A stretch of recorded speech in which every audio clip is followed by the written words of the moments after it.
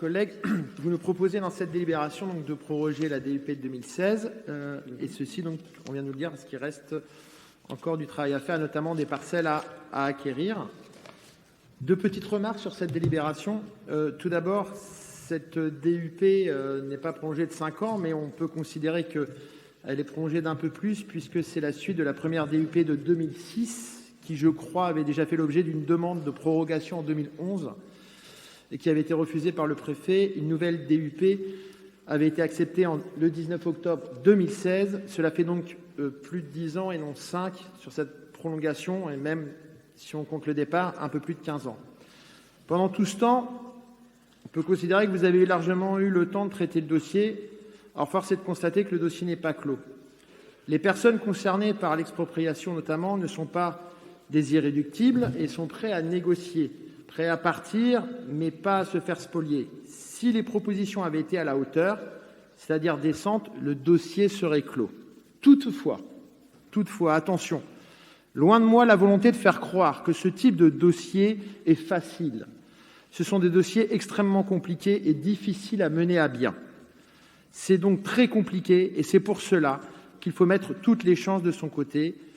La réactivité, le dialogue, la transparence, la sincérité des propositions sont des atouts qui ont peut-être manqué dans ces deux DUP, dans ces deux périodes.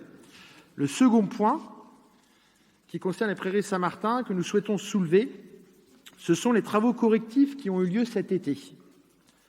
En effet, le 9 juillet, nous avons appris par voie de presse que les bassins devaient être remodelés et que les fonds devaient être remontés de plusieurs dizaines de centimètres. De mémoire, ça devait être 60.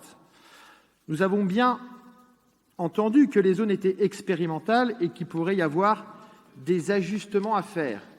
Cependant, avant les travaux et avant 2017, des personnes ont signalé, on m'a transmis les documents, via des rapports, qu'il y avait des erreurs dans les relevés de niveau des vannes et des hauteurs.